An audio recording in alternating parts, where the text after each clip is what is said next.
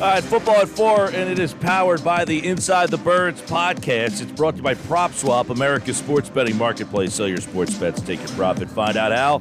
PropSwap.com. Download the PropSwap app today. Trey Thomas, Trey on the Tape. It's a series on InsideTheBirds.com.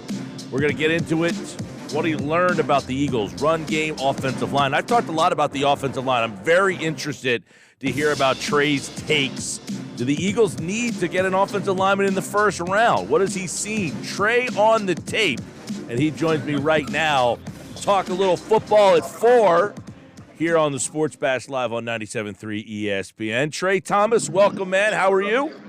I'm fantastic. How about yourself, man? Everything's good. It's perfect that you're on today. We had a lot of questions regarding the offensive line from our listeners yesterday. You could probably answer better than me. Tell us a little, though. Tell our listeners about your series, Trey on the Tape, which people can find on the Inside the Birds platform. It's just something where I just go through and just break down games. You know, it's always something that I do in my downtime. I'm always watching the Eagles and just looking at the X's and O's of it and the game planning of it. So it's something that I really enjoy doing, and I just try to teach people the game from an offensive lineman's eye, you know, and that's just pretty much what it is, just a breakdown of film, you know, showing the coach's copy of it, and then kind of getting into the X's and O's of it. I really don't get into too much technical part of it too much just because, you know, I still want people to just understand it. I don't want to start getting too deep into it because then it just kind of gets a little boring. Well, you can check out the entire 5-show series on the Inside the Birds YouTube platform. It's only on YouTube. You can see Trey there. So let's get into some of the things. Let's start with this. What did you learn about the Eagles' offensive line in the run game last year? I think we all would say, hey, this Eagles' offensive line was really good, and they ran the ball really good. Do they run the ball really good because they have a good offensive line in that area? Yeah, you have a good offensive line and you have a threat at a quarterback. You know, I think that helps it a lot as well. You know, I mean, you know, when you go back and you look at it, they were running like a lot of inside zone, a lot of zone reads where the quarterback is reading that defensive end. And anytime you talk about, you know, inside zone, outside zone run, when you start to mention Coach Stoutland, that's where he kind of, you know, really turns his game on because he's all about combination blocks. Mate blocking is what he calls it. Combination blocks, getting the guys up to the second level, and then now you're creating a front side hole for the running back and a backside hole. And then if that defensive end comes crashing, you have a quarterback that can read him and then pull it, and now he is scampering out of the backside of it. So I think, yes, you have a good offensive line, but having someone like Jalen Hurts really helps them with the run game as well. Trey, the left side. I want to get your thoughts on this because Mailata obviously has been a revelation that they found this guy. But would you keep Dickerson next to him? Or do you think that Dickerson ultimately goes back to center when Jason finishes up his career? Or do you keep that duo together on the left side? Well, you know what? Like I like how, you know, Dickerson came in on the towards the end of the season. You know, when he switched over, I can't remember which game it was when he switched over to the left side because he started off over at the right. But, you know, once he switched over to the left, I think he enjoyed like Mailata did because, you know, get a good rapport as the season went on. But I do like it, you know, if you could get Big Isaac back, if you don't trade him, I think having Big Isaac comes back healthy and you can get him past September, you got two animals out there. Even though I like Dickerson's game, but they go back and watch Isaac one again and just watch it through a fresh eye. You man, that dude was really nasty out there. So, you know, it's the sticky game that you play. You know what I'm saying? When you're the coach and you have to put together the groups and you're trying to put your best five out there. You know, but I like Dickerson. I like his game. I like his mentality. I like the way he attacks the game. And he's come on strong. But, you know, it's hard to say if you're going to say, all right, we'll bump you back down to center because, you know, you have Isaac can play center as well. And then you have Nate. He's one that's been playing center as well. He's usually been the backup guy. Now, many people might say that you were the best left tackle in the organization's history. Where is the kid they have now? Jordan Mailata, I think that, man, he's getting there. You know, I think that, you know, you go back and a lot of people, you know, look at that game against the Raiders and they feel like, oh, that was one of his worst games. Man, when you go back and you really look at that game, yeah, there were some breakdowns because he was hurt. But when you look at the technique that he used in that Raiders game, it was nice. It was clean. He got back in a nice step, used his hands. He shot his hands a lot better, because now that you're hurt a little bit, you have to use those other parts of your game where you can use your arms, use your length. And I felt like he played a lot better in that game than a lot of people would say. But then, I think that there are times that he gets out there and he starts putting his hands down and he's catching everybody, and that creates a problem, especially when you have defensive ends that can give you that butt and go and can give you the spin move and all that other stuff. It creates problems when you're catching. Now, the offensive line as a whole, you've got a really good unit up there. Brandon Brooks was out all of last year, Trey. Do you think the Eagles need to address the line with one of their 3 picks? It's hit or miss, you know what I'm saying? Because, then you look at a situation like Dillard, so, I don't know if you need to go ahead and go first round right out the gate, just because, really, because if you take a first rounder, you're pretty much saying he's going to replace someone. So who are you going to replace on that line with that first round pick? Right.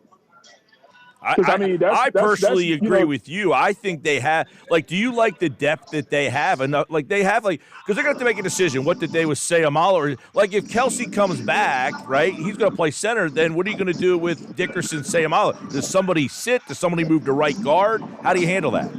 See, if it were me, I would make put Dickerson back over on the right side, because it seems like he and Lane kind of have the same type of personality. And I think that the more time that they spend together, they would really click, And then for me, I just when I went back and watched Isaac, man, I thought he was lights out. Driscoll, I think is good. He can play both tackle and can bump into guard as well. So, he can kind of handle that as well. But he could be your swing guy. But to me, if Isaac comes back healthy, I put Isaac back in there at left.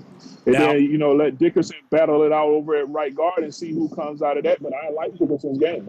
Now, you just meant something that perked my ears up. You said the personalities. How much does that matter? Like the guy who, who played next to you, Artis Hicks, his personality, does that matter, in terms of meshing, the guy next to you having the same mental as you? Yeah, absolutely. Because, and by the way, was it Artis Hicks? I just pulled that one out of my ass. Was that right? Yeah. Artis Hicks played with me. Artis Hicks was one of my left tackle guards. Then Todd Harriman's.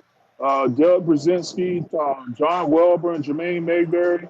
You got a those bunch. are all my guys that So, but, when you're out there and you're in space, there are times that things just have to happen. It's a feel. You know what I'm saying? You can't communicate everything. There has to be a certain feeling. There has to be a level of trust that I know that you're going to be there. And I think that's when personalities match and how you get along with them. All of that plays into it, because when I have a game, I tell everybody a lot, my guards made my game so much easier because I knew any DN knew that if they were going to bull rush, if my guards didn't have help, they were coming to take their heads off. If they tried to come with a quick inside move, and my guards were sliding to my side, they're coming to take your head off. So they made my game a lot easier, and I felt like we all had a good rapport on and off the field. Trey Thomas, Football at 4. Trey, how much does the offensive line allow the play caller to do more? Yeah, it does. It helps, because that you can trust them. You can pull out a couple plays. You can always, it keeps the playbook open.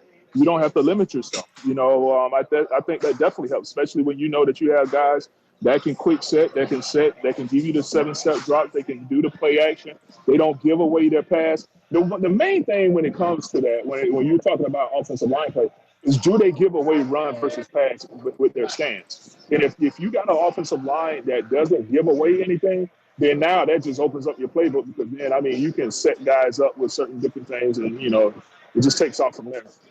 Obviously, you play with McNabb and you have a guy that can move back there.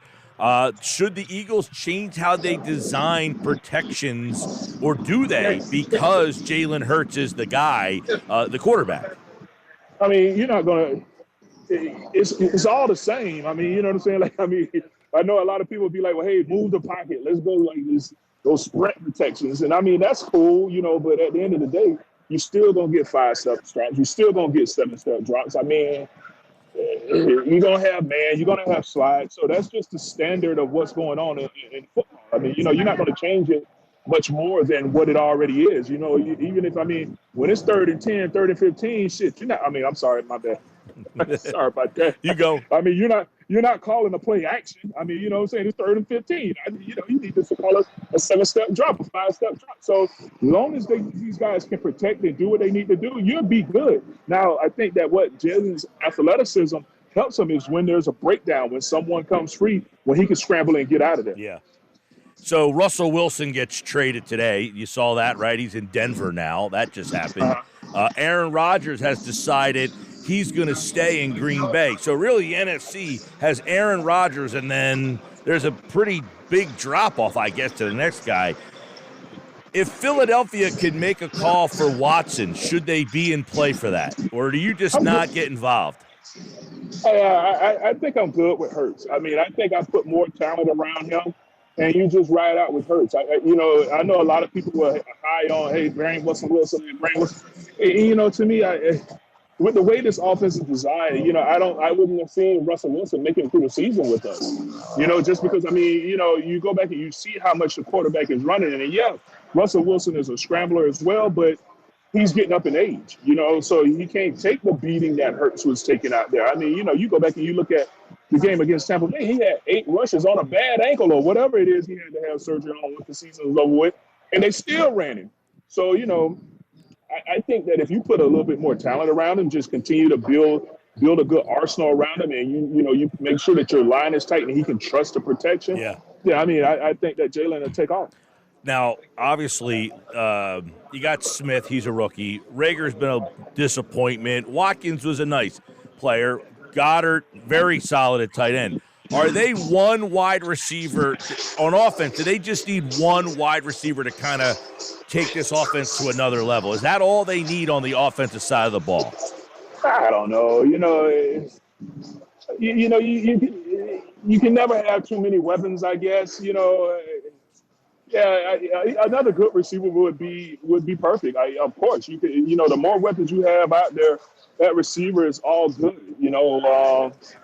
You find a big bruising back, someone that can get you those hard downs. Even though I like what they have in the backfield as well. But the more weapons you can put around Jalen Hurts, and you can go out there and open up the arsenal for him, the better it is. Talk with Trey Thomas, Football at 4. We can look at the offense. What is your feeling on the linebacker position in today's game? Obviously, this team doesn't really value the linebacker much, but is that going to change? Do they see the league changing and that they might have to change with it? Well, everybody's playing nickel. You know what I'm saying? So it's the true 4-3, middle linebacker. Jeremiah Trotter, downhill guy, doesn't really exist anymore. No. They got to get out there and cover those backs, and you're going to spread them out, and everybody's playing nickel, so you got to be able to hold your own when it comes to coverage. So it's just a style of play right now. No one's going to line up in a true 4-3 anymore and come down. Everybody's playing nickel because that's what the offense are going to present, and it makes everybody spread out. Yeah, when Quentin Michael was on a couple of weeks ago, I said, where would Trey Thomas play? Not Trey Thomas. Where would Jeremiah Trotter play in today's NFL? And you don't have an answer. Like those old middle linebackers, like what position would they be in today's game? Probably a DN. Right? You know what I'm saying? Like, get your hand in the dirt. You get out there and coverage every now and then, but I need you to bring the rush because now, it's all about being able to cover some of those backside of the backfield, and they're going to spread you out. No one is getting in a true I formation too much anymore. No. You know what I'm saying? Like, that's not happening. Nope, not at all. We're not seeing that. But, all right, Trey Thomas, they got 3 picks on 15, 16, 17. Do you, in your mind, have what you would like to see them add with those 3 areas? I have no idea. I have no idea. No? I don't get into the draft. No. You know what I'm saying? Like, I really don't care. Like, go get whoever you feel is the best, and then let's work with them when they get here. Yeah, well, I'll tell you, I think your mindset is probably a good one because they got a lot of holes, especially on defense, right? The defense needs some help. They need some tweaks. Oh, yeah. Yeah, you need an edge rusher out there. You need someone that can get after it. And then, of course, and then you always say linebacker play. So, and then, let's see what you can do at safety as well. So who knows?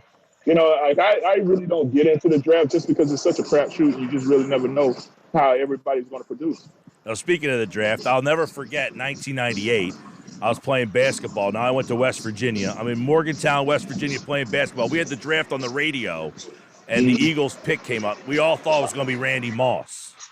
Yeah. and it was Trey Thomas. And I Yeah, will tell you, everybody was like, "Oh, damn!" the disappointment at that moment, young me was, but then it overcame when you turned into be a hell of a player, man. So it was fun Appreciate watching it. you. And his series, you can check it out on the Inside the Birds platform. It's 5 shows in the series on the Inside the Birds. It's Trey on tape. Trey on the tape. Check it out over at Inside the Birds YouTube channel. And very good conversation on the Eagles' offensive line. Trey Thomas here on Football at 4. Trey, thanks so much, man. All right, anytime, my brother. All right, good to have him on to talk. We had those questions come in yesterday about offensive line play. You heard Trey there. He kind of agrees with me that he feels like they have enough depth on the offensive line that they don't really have to draft a guy in the first round. We had some people texting in that they would like to see the Eagles. And I keep seeing these mock drafts go Eagles offensive line in the first round, and I don't understand it. And I'm glad that Trey, and, he really had glowing things to say about Dickerson, Mailata, and the Eagles' offensive line, and what he learned about the run game. So good conversation with Trey Thomas for Football at 4 today on the Sports Bash Live 97.3 ESPN.